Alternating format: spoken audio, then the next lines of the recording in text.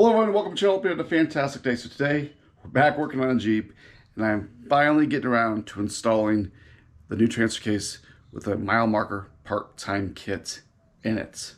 So pretty excited. I don't think it's gonna take very long, but that's because I cheated, and let me explain. So due to life happening, my Moab trip, other stuff going on, I had actually bought all the pieces to rebuild the Quadra Trac transfer case myself, and I actually have a spare right there. But now if you notice, that one's been cleaned up and it's got already new parts on it and repainted and some new bolts. Well, that's because I had reached out to the Jeep farm out here in Phoenix and said, hey, you guys got time to rebuild my transfer case?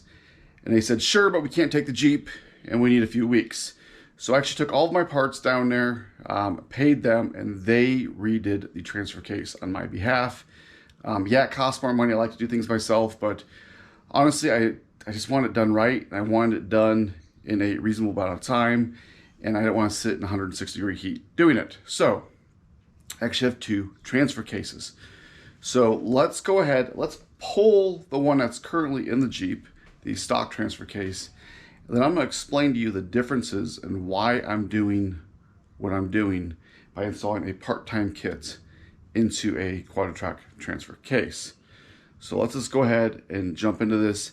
It shouldn't be too hard of an install. It looks like it's about 4 bolts where the transfer case mounts up to the transmission. I'm going to show you those here in a second. And then you have to disconnect the drive shafts. You have your speedometer cable and one more wire with 2 vacuum lines. So let me show you where they are on this new transfer case, or a new rebuilt one, I guess. This thing's older than I am. And we'll get the old one out. So let's go ahead and look at this. So when I'm in there disconnecting, now this is a new style vacuum actuator from BJ's Off-Road. So this one is rebuildable. You have one vacuum port there and one vacuum port there. And we're gonna pull this cover off of the old transfer case, and I'll show you how it actuates in here.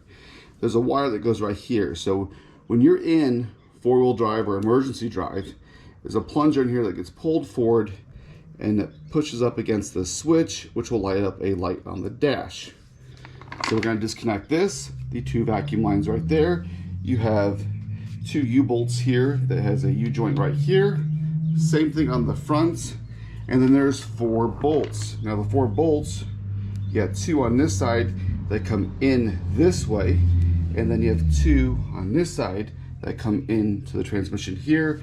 I do have the new gasket that goes right there. Then finally, you have your linkage down here for the high and low range right here. So this will go high and low. So this is a BorgWarner 1339 transfer case, if you're not familiar. And what makes this a 1339 is this piece right here. This is your low range gear reduction. Now you can actually buy I think it's a 1305, which is this section here, and is the same transfer case with the cover, and then modify that to make it a 1339 by adding this gear reduction here. And by doing that, the only thing you'll have to add to your Jeep is the linkage for the low range shift by the driver's seat. So without further ado, let's go ahead and let's get this other transfer case out. Now, the first thing I'm going to do is I'm going to drain the fluid. It's not really required because we're just pulling it out, but I want to check the chain tension while it's in the vehicle. And the reason I say that is it's really hard to do it on the ground because you got to kind of push up, you need some gravity. So let's go ahead, let's get it drained, and we'll do that while we're under there. So I'm getting ready to call in the vehicle. I'm going to show you on the spare transfer case where the fill, drain, and inspection plugs are, just in case you can't see them underneath the vehicle. So this is going to the rear differential, so your drive shaft will go.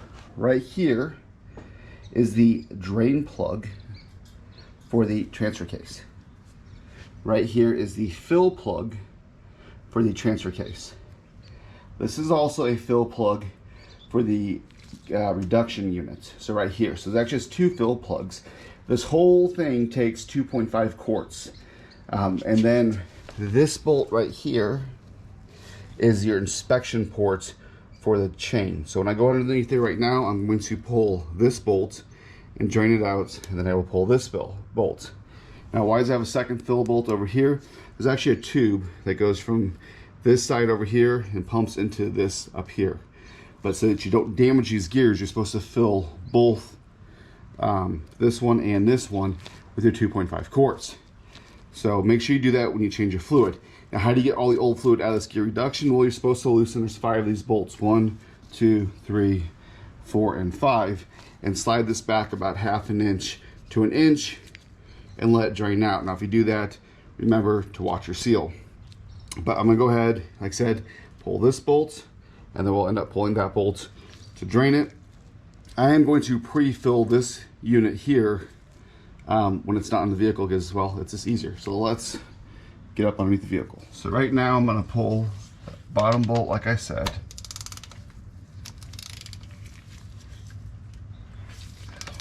Ooh, this is in there. Definitely torqued more than the 15 to 20 foot-pounds. Who knows the last time this has been changed.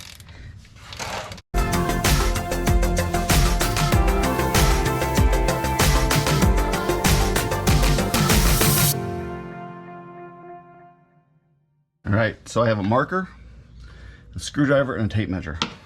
So I'm gonna do, to check this out, I'm gonna cut them up underneath, and I'm going to mark, just like that. I don't know if the camera's gonna show it. And I'm gonna go ahead and push up, and I'll mark it again. And I'll pull it out. So, that's how much play that chain has, which I can tell you right now is within spec without even looking it up. But there is from outside line to outside line just over 1/8 of an inch. So this chain is good. That means this is a good unit. Now, if you notice, this unit is all wet. So the chain may be good, but it definitely needs a seal kit. Right here is your speedometer cable. I'll go ahead and I'll get that undone. And then let's get up here. You're not gonna be able to see most of this. These are your 2 vacuum lines that activate the plunger here. And there's a cable up there. It's that plug. I'll undo the shift linkage right up under there. I know it's hard to see. So I'm gonna get all that done, turn the camera off because it's just gonna be in the way. And hopefully I can get this in and out, I don't know, 15, 20 minutes. So let's see the struggles I have. And then we'll go ahead and compare the stock case with the mile marker case, and I'll explain the differences. So turn this case out and let me show you what I'm working with here. And I'm gonna explain the differences and how each one works and why I'm putting the mile marker kit in the new transfer case where the old one is stock. Now, it took me about 35 minutes to get it out. I know I'm wearing a different shirt if you're paying attention, but life happens. I had to run some errands, so it is a couple hours later. And well, it is what it is. So let me tell you how the stock transfer case works, and then I'll tell you how the new mile marker part-time kit works. So here is the transfer case I just pulled out. That's completely stock, Quadra Trac internals. Then here is the one I had built at the Jeep farm that has the mile marker internals put in. So the way this works is power comes in up here through the transmission to a hub assembly here, and there's a chain that goes all the way around, and then it goes out to the rear wheels and front wheels. Now there's a cone system in here. They call them cones, but it's kind of like a limited slip or an open differential. So power is always being transferred to the front and rear wheels. Now this part right here has nothing to do with any of this. All this is your gear reduction. So if you have a low range, that's what this is. But even if you have a 1305 or 6, whatever it is, without this low range, it all works the same. So power is always transferred to the front and rear axle. So when you go to emergency mode, what happens is the vacuum that's normally run to this one from the engine is switched to this valve here. And what that does is it pushes a piston in here with a shift fork, and I'm going to show you that here in a second, forward, and there's a collar on that shift fork that now locks this differential. So essentially, now you're in your 4-wheel drive. 50% of the power is going up here, and 50% of the power is going down here. Now the Quadra Trac gets kind of a bad rep in my eyes. A lot of people love them or hate them. And really, they're a pretty good all-wheel drive system. I mean, they were ahead of their time back in the 70s when it was designed. The problem with them is all that power, all the torque goes to both the front and rear wheels at all times. And essentially, that chain in there takes the brunt of the force. So in my eyes, the reason they get a bad rap is people don't maintain these systems. You have to constantly, you have to do your fluid checks on this. When you're changing your fluid, you have to use the correct fluid. You can't just put normal gear oil in it or ATF. There's an actual fluid with it that goes in it. You need to check the chain slack. The chain slack is too great. You need to go ahead and rebuild it and put a new chain in it. And that's the issue with these old Quadra Trac transfer cases, is the chain tends to stretch. You wouldn't think they would, but they do. So now let me show you how the shift fork works, and then we're going to jump over to the part-time kit. Okay, so let me show you how this works. This is your shift fork, and this is your little vacuum canister. So when you're in normal drive, it's going to pull a vacuum here and keep it right here. So this is going to be all-wheel drive. When you apply a vacuum here, you go to emergency mode. See that goes over there? This is now puts the shift fork forward, and it locks this differential here. So now 50% of the power goes to the front and 50% of the power goes to the rear. So that's the front, that's the rear. And then when you go back to normal mode, pull this off, so pull a vacuum here, it's going to go back. The shift fork's going to go back to all-wheel drive. So this is the unit that has the mile marker part-time kit in it. It's just like this one with just rebuilt internals. And really it's just the cone system or limited slip open differential, whatever you want to call it, in here. So again, your power comes in here through the transmission. It goes through the chain to right here. And essentially there's a spool. And that spool is sending all of the power to the rear wheels right here. So the front wheels don't spin at all. It's always going to the rear wheels. Now, instead of having emergency mode, you have a four-wheel drive mode. So it's going to pull the vacuum from this one.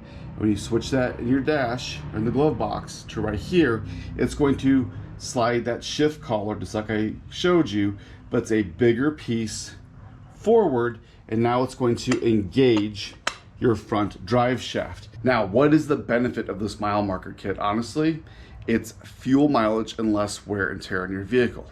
So mile marker says on average with this kit, you're gonna get 16% better fuel economy. Now, what does that mean for you?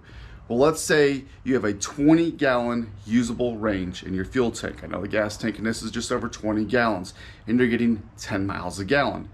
That means with the standard all-wheel drive transfer case, you're gonna get 200 miles before you need to fill up if you have 20 usable gallons. Now, with what mile marker is saying is you're gonna get 16% better. So with that same 20-gallon tank, you're gonna get 232 miles of range. Now, just installing the parts in this transfer case isn't the whole mile marker kit. You also have to install the free spinning hub assembly. And I'm gonna show you that and how to install that, because honestly, that's easier to install than it is changing the oil. It's that fast. It's faster than changing the oil, honestly. I've done the driver's side hub. I'm gonna show you the passenger side hub. It's very simple. But essentially what you're doing is by installing this kit, you're only putting power to the rear wheels. And by unlocking the front hubs, and I'll show you what that looks like, your front drive shaft, your front differential, your front axles are no longer spinning. So all that drag that's on the engine is no longer there. That's where you're getting your 16% in fuel economy. Now, how long is that gonna take you to get back? Well, I have $1,050 in parts in this new transfer case. Now, what does that include? That includes all new seals. That includes this new vacuum actuator that's rebuildable through BJ's Off-Road, because honestly, I didn't want to put the old one in there because you have to drop the transfer case to replace it. That includes a new made in USA chain. That includes all the gaskets, the seals, the bearings, everything. That's why I had the Jeep Farm do this. They went through everything, cleaned it. Now, that doesn't include the labor, that's just the parts. So I have $1,050 in parts. At $5 a gallon, at 20 gallons of usable fuel, that would be 9.8 tanks of fuel to get my money back.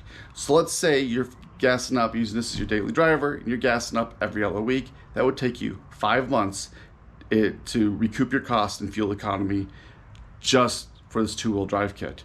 Not to include, it's less wear and tear on your vehicle. You're not spinning all those extra components. Now, yeah, you still got to do fluid changes, but you're not wearing out bearings. You're not, getting everything all gummed up, getting your fluid all dirty. You're going to change it, but it's just easier on your vehicle. It's also easier on your drivetrain, because even with this thing in all-wheel drive, when you go into a tight parking spot, you can feel it binding, and you got open front and rear differentials.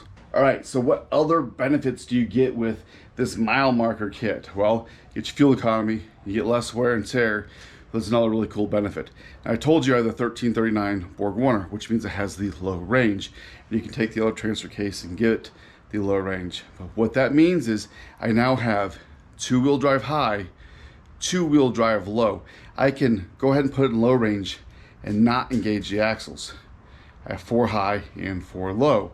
But that also gives me another reverse high and a reverse low. So if you're doing some tight maneuvering around your property, but you don't want to be in 4-wheel drive and low range, for moving heavy trailers or whatnot, this works really well. I got that massive hitch on the back, why not?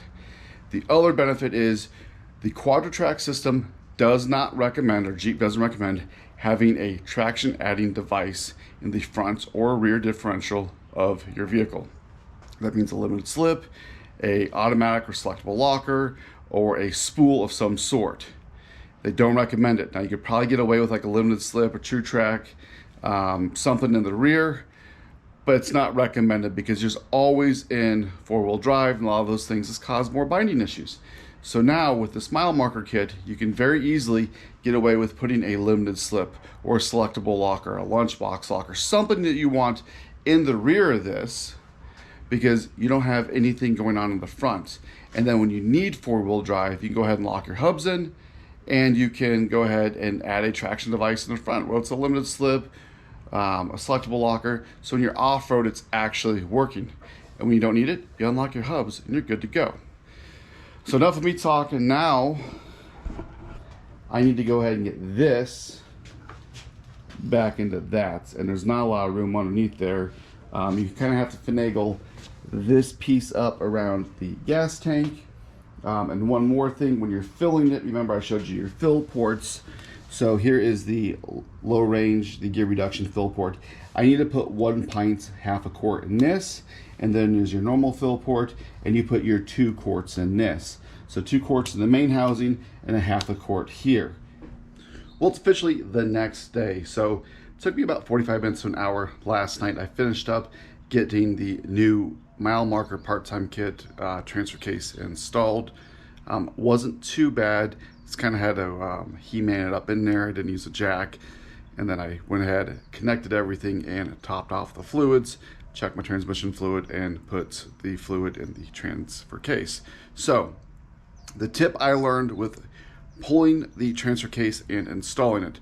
So pulling the transfer case, you disconnect your rear drive shaft.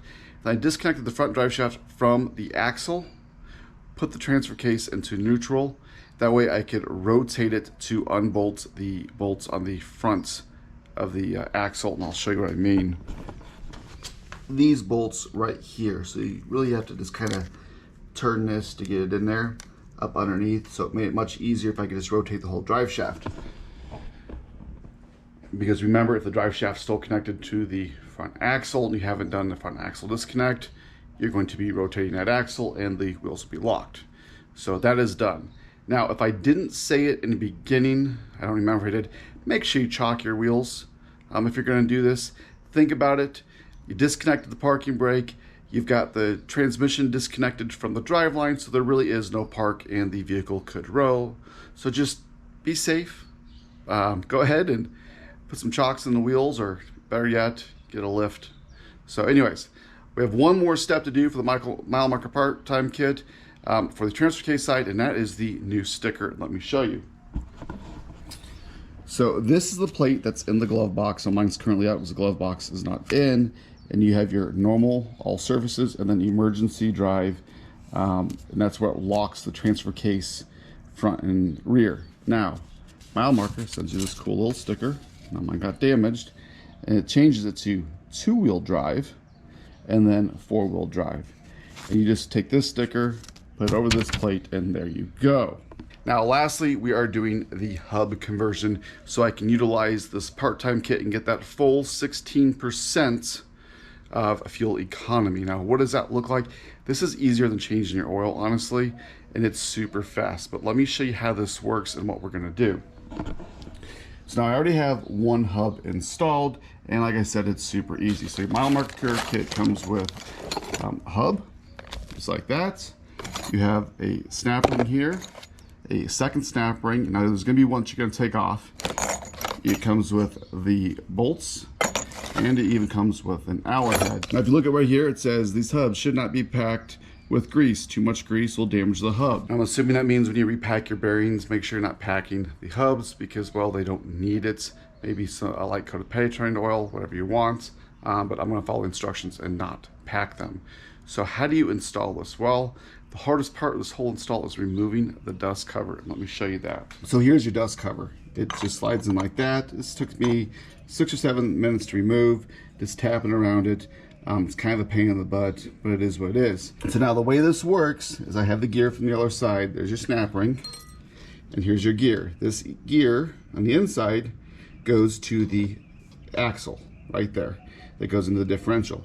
This gear on the outside grabs onto this hub right here, and it is always locked. Now you can push it in, there's a spring behind it, but it is always locked. So let me show you how these locking hubs work. It doesn't matter if you get Warren or the Yukon brand mile marker, they're all basically the same. So on it, you have lock and free. Right now it's in the free, and if I were to lock it, I'm gonna squeeze it. That's going to engage it. Let me show you how it works. Let's put it back to free. Let's split it apart. I'm gonna set the cap down. So right here is your gear set. So this inside one is on the axle, right? And it's just spinning. This set right here, see how it moves? When you twist this cover, now watch, I'm gonna go to lock, you're gonna see right there, these little springs, tines, whatever, they're gonna come out. And what they do is they apply pressure on this. So when I push this in, this is no longer free spinning, it's locked. And see these teeth right here?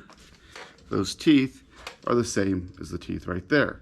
So now it'll lock it in completely. So instead of this being always locked, and these are good to throw in your glove box in case you break one of these, it doesn't happen often.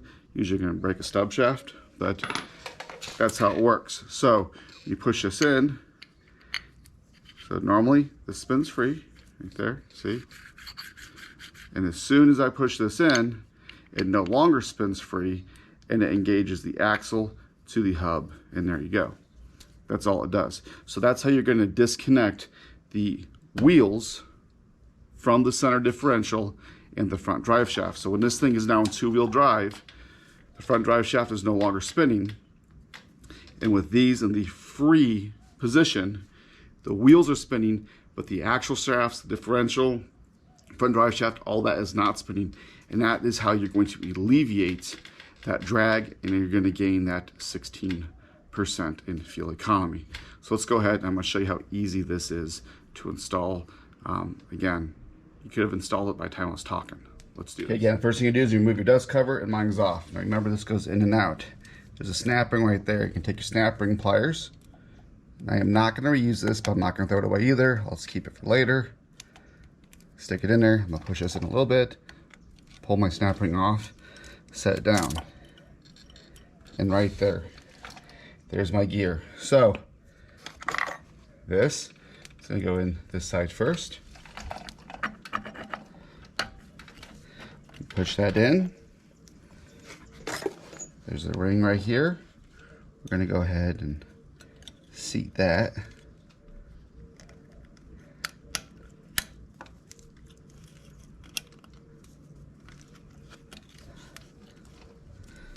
Get all the way in there.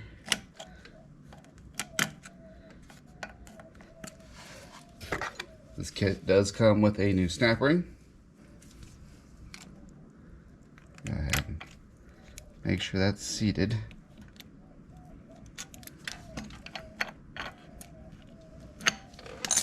My snap ring's right there. You got the outer ring. Then you're gonna go ahead, you're gonna take your cover. Now see there's a gasket. We're gonna make sure it's in the free position. So you don't have any pressure on it. I'm gonna put a bolt. I'm gonna just start this one. Couple threads. Same thing over here.